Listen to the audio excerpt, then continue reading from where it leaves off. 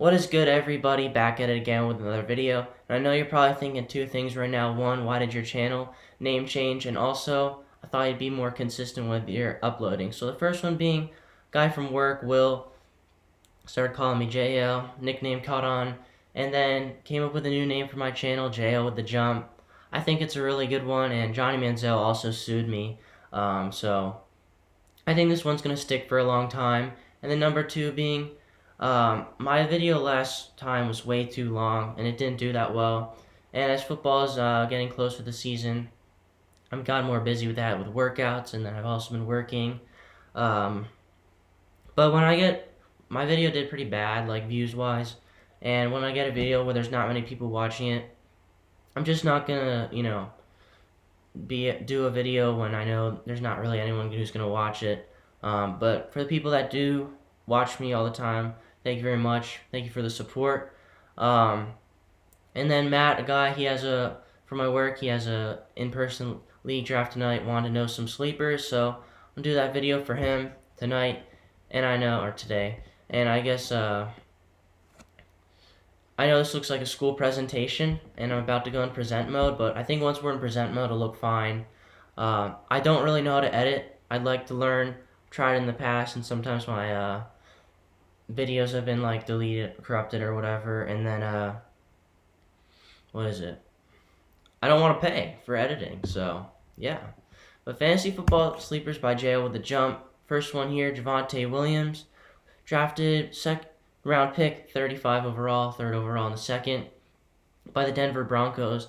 They traded up to get him, and a big thing, a lot of people like Michael Carter more because even though Melvin Gordon was pretty cheeks last year, hot booty,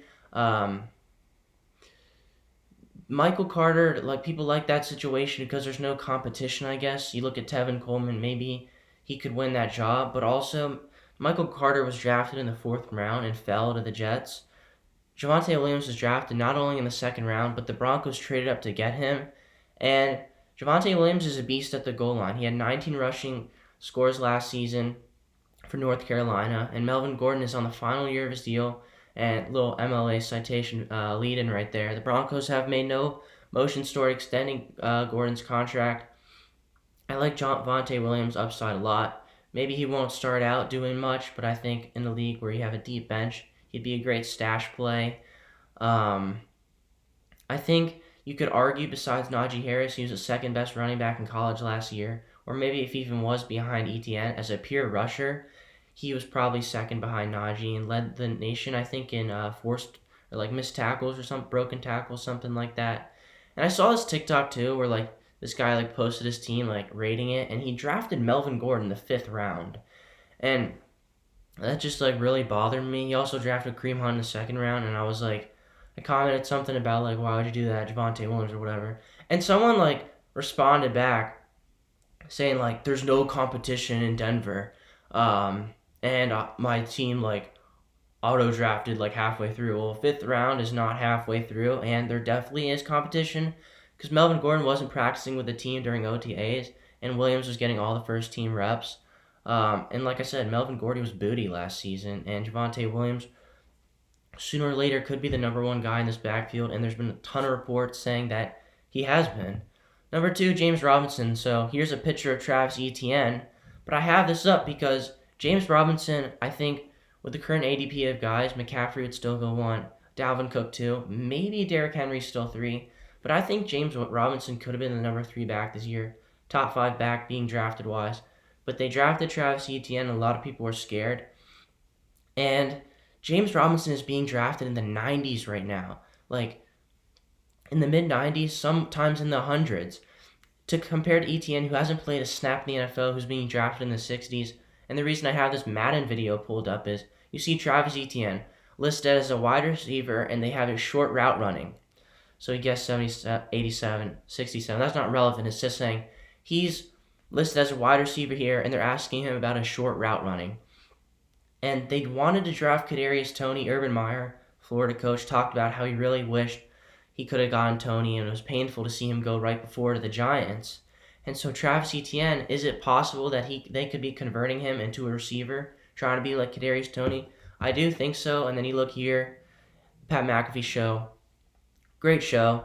AJ Hawk's smoking a cig. Oh, wait, no, that's a whatever. But you see there, 8.0 Jalen Waddle, 8.0 Trevor Lawrence. So they have those guys graded as the same. And so it's clear they wanted to draft a receiver. And then when he talks about not having Kadarius Toney, how they're bummed out about that, when you look at Travis Etienne, it makes me think that he could be converted to a receiver, and James Robinson could be a steal if you get him in like as your third running back or even fourth. James Robinson at the very worst is going to be the power back, goal line back, and could still get 15 carries a game. I like James Robinson a lot and think he'd be a huge steal and a league winner yet again. Myles Gaskin with the Dolphins. So Malcolm Brown was brought in, running back from the Rams last year, but then no other running back was selected until the 7th round. He had over 1,200 rushing yards in each season at 4 years at Washington. He's a great pass catcher, could be a PPR machine. And in 10 games last year, they kind of had that Jordan Howard, Matt Breida weird dynamic for the first 3 games. But 7 games started, right? He almost had over 1,000 scrimmage yards at 972. So in 7 games started, he looked at 972 yards. Those are very good numbers, and he's being drafted in the 40s. And in a deep league like 12, I would be pretty comfortable with him as my RB2 and would be thrilled to have him as an RB3. Kareem Hunt, he's a stud. He's easily still a top 10 back in the NFL. He's on a contract year along with Nick Chubb, so he's going to want to ball out. He's played better with Chubb on the field. When Chubb went down last year, everyone thought he'd do better. He actually put up worse numbers than when Chubb was on the field with him. He's being drafted in the 70s, someone I'd be super comfortable with as my RB3. And then, he's also a great kicker. Great form there as a kicker myself, just getting after it. Don't take that too seriously, please. DeAndre Swift for the Lions, improved offensive line, and now is a top 10 line in the league. You look at the guys on the left there, Jonah Jackson. Great rookie for them last year, Taylor Decker, Frank Ragnow. And then they drafted Penei Sewell, and at that right guard spot, there's going to be a lot of competition with guys like Hella Pilates, Vititi Tata, Logan Sternberg, and then Tyrell Crosby. I think this line is top 10, and then you look at Penei Sewell, generational lineman talent. Horrible receivers. Their number 1 receiver might be Amon-Ra St. Brown, maybe Tyrell Williams. Jared Goofball, the goofball is trash. Swift will benefit from checkdowns, and he's maybe the best pass catcher outside of TJ Hawkinson, a guy I think could be an RB2, maybe an RB1, and being drafted in the 20s and 30s. Trey Sermon. So Mostert is an injury-prone guy, and Sermon is easily the number 2 guy, or easily could be, and you see there at the bottom left, getting some reps with the number 2s with Trey Lance. He offers more power than any of the backs they have, and could be utilized on the goal line. They got no more Tevin Coleman, no more Matt Breida. I don't think they have, maybe they still have Jared McKinnon. I was getting like cardiac arrest over here. And then I think they brought in Wayne Gallman, but Trey Sermon I think he was really underrated last year at Ohio State. Best way I can describe him is he's not the most explosive, but he almost reminded me of Le'Veon Bell when he kind of shift. He had a great job of like waiting for the block and then waiting for like the hole to develop. You kind of see him bounce around and then explode. And as a bigger guy, I think he's at 6 foot, which is pretty tall for running back. Had a very good stiff arm, and once he hit the hole, was pretty explosive. And Shanahan loves to rotate back, so even if Mostert is a starter, Sermon could play a decent amount. And he's being drafted in the 120s, so is that like an RB5, RB4? Could be a very solid option. And then Tevin Coleman here. So I know a lot of people like Michael Carter, but for right now, I like Tevin Coleman more. Why? Because you see right there the familiarity with Robert Saleh, who was the defensive coach, but now the head coach with the Jets. Michael Carter was drafted in the 4th round versus someone like Javonte Williams, who they traded up for in the 2nd. And I think there's a low chance he starts right away. I think Coleman, especially at the beginning of the season, could be a decent 4th or 5th running back option. He's being drafted in the 140s to 150s. I think he could be excellent value there. And you really look like at those guys going ahead of him, David Johnson, I think Alexander Madison, like he had handcuffs. He's a guy that could potentially start for like the first like 6 weeks or something like that. Tyler Lockett, he's just a beast. He always produces. I don't really have to say much. He's being drafted in the 40s. He's a guy that maybe he won't put up, he did on that Monday night game, but maybe he won't put up 30, 20. Maybe there's not as much of a upside there, but he's a guy that I think can get you from like 15 to 20, 12 to 20, like very easily. And I don't think he'll really ever have a down game.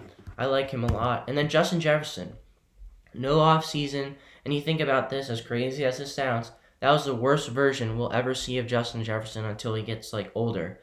I don't think people realize like coming in as a rookie in the NFL and with COVID, having no like training for the most part, a lot of walkthroughs, the connection with Kirk Cousins has gotten stronger. But then like, coming from college and not have like really practicing at all and breaking rookie records, Randy Moss records, I think Justin Jefferson's going to be a stud, and I wouldn't even be mad if I took him at the end of the first round, like with back-to-back picks, or the first or the second. He's being drafted in the 20s. Seen him go in the early third round sometimes. Sleeper wide receiver is going to kind of fly through these. Devontae Smith being drafted anywhere from 75 to 85. You see there, Jalen Hurts and him have that great connection already.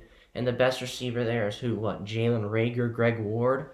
I think he could be a breakout guy and be the Justin Jefferson. Maybe not put up the same numbers because Justin Jefferson did break rookie records, but could be the Justin Jefferson of last year. Marvin Jones, wide receiver of the Jags. I think he's better than DJ Chark. And with improved quarterback play, Trevor Lawrence, Matthew Stafford overrated. Just a better team in general. I think he could be a solid like wide receiver 4 option. Occasional flex play for you. Darnell Mooney, maybe a potential bust pick here, but I really like his upside. You saw what he did to Jalen Ramsey, and then having guys like Mitch Trubisky and Nick Foles, not ideal. Justin Fields you'd think would start sooner or later, but even if he doesn't, Andy Dalton I still feels an upgrade. And he's got electric speed, money with 2 O's, could be a very good value at 130. And I like him a lot. Rashad Bateman, rookie out of Minnesota, being drafted in the 150s. Lamar Jackson, who's the best receiving option? Receiver. Sammy Watkins, maybe? I think this is a guy that immediately could be a stud for them. And I like his upside also a lot. And maybe it's a little safer than Mooney's just because I trust Lamar more than Andy Dalton. Even though I love Justin Fields, my quarterback 2 in the class, haven't seen him play at all in the NFL yet. Sleeper tight end. So there's Irv Smith down there. He's put on really good weight this offseason, gotten stronger, and already was one of the fastest tight ends in the NFL.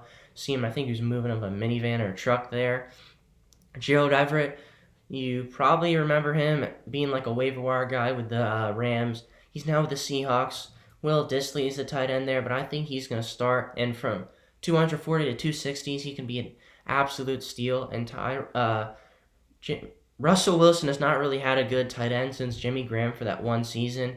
Adam Troutman, this one could skyrocket because Michael Thomas probably isn't going to play for the first 6 weeks. That could linger on. No more Emmanuel Sanders. I know you got Alvin Kamara, but is Adam Troutman potentially the best pass catcher on the team? Maybe. Jared Cook left to the Chargers, and then Josh Hill, I think, went to the Lions, but then wound up retiring. So he's the number 1 guy there. A lot of people have as the tight end 1 in the class 2 years ago. Like his upside a lot. Jared Cook, I know there's drop issues, but, for all the ones he catches, it makes up for it fantasy-wise. He's with the Chargers, who got rid of Hunter Henry. I know they drafted Trey McKitty, but with Justin Herbert, I think he could be a very solid option. And then Irv Smith, 110s to 120s. No more Kyle Rudolph. There's a lot of vacant snaps and targets there. And I know they just brought in Dede Westbrook, but I don't think there's any true wide receiver 3 at all for the Vikings. He could be that guy. Can play in the slot, can play on the outside. Could be a monster for the Vikings. Big underrated pick for me. And then the boomer bust squad. Deshaun Watson, Mr. Massage Hands. Like, if you draft him as your quarterback 2 at the end and he plays, that could be insane. Mike Davis, the Falcons just don't run the ball a lot, and they lost Alex Mack, and their line's probably worse than it was last year. I know they brought in Jalen Mayfield. Their line's probably worse. Todd Gurley was pretty okay for the beginning of the year, then fell off. You look at his legs, though. They got to be used for something, right? Could he be solid for them like he was for the Panthers? Maybe. Odell Beckham for the Browns, of course. Baker Mayfield and him, does that dynamic really work? I'm not too sure. But if you want to take a chance on him, you can get him as your wide receiver 3. I think it's absolutely worth it, and I think he could explode this year. As people forget, he's one of the best receivers in the NFL. He played through a really bad injury last year, tore his ACL, and then, he didn't play through that, but he played for something else.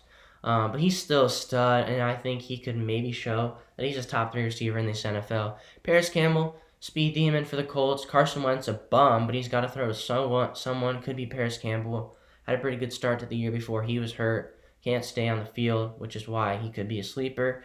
Then Kyle Pitts. I don't know if he's boom or bust. I guess he's going like in the 70s as a tight end, but I just think that there's such a weird dynamic there with the Falcons. I think he could underwhelm people there and just not do as good as he maybe is supposed to.